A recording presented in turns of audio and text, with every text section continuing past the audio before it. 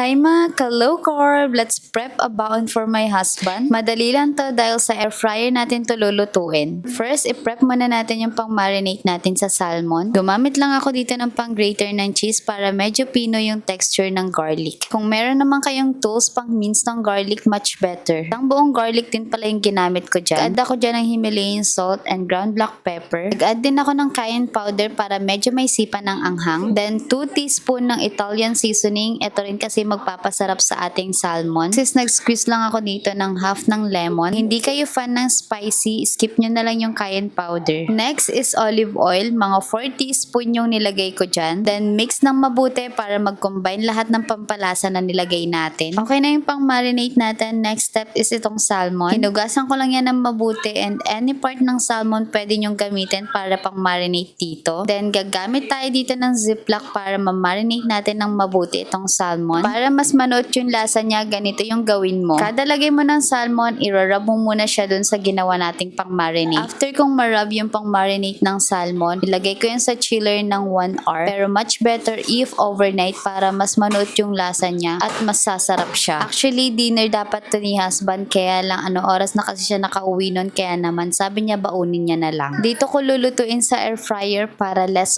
oil. Ilagay lang din ako dyan ng aluminum foil para hindi ko nahugasan yung air fryer. Para masalo din niya yung excess oil. Bake natin yan at 180 for 15 minutes. Then sa kabilang side is 10 minutes. Mabilis lang din kasing maluto ang salmon. After 25 minutes of cooking time, ganito na siya. Alam nyo ba nung matikman ko to, grabe, sobrang sarap talaga niya. Kung nag-iisip kayo ng luto sa salmon bukod sa sinigang, nako, itry nyo talaga to. Hindi kayo magsisisi kasi sobrang sarap talaga niya. Next is nag-boiled lang ako dyan ng 3 eggs pero dalawa lang yung pinabaan ko kay husband kasi yun lang yung kasya sa baunan. Then pinartneran ko lang din to ng broccoli. Blanch ko lang yan for 2 minutes sa kumukulong tubig with salt. Then syempre plating time. Ayan, 3 na lang yan ang titira kasi kinain ko na yung 2 piraso. Namimiss na rin kasi talaga daw ng husband ko yung pabahon ko sa kanya, kaya naman ayan, pinabaunan ko na siya. Pwede nyo tong i-prep advance, then lagay nyo lang sa freezer, then lutuin nyo lang sa air fryer. O diba, ang bilis lang. Naglagay lang din pala ako dyan ng dried parsley sa ibabaw ng boiled egg. So ito na ang ating pabaon for my husband, and pinabaunan ko lang din pala siya dyan ng black coffee. So yun lang for today's video, and stay healthy, stay low carb. Bye! Mwah.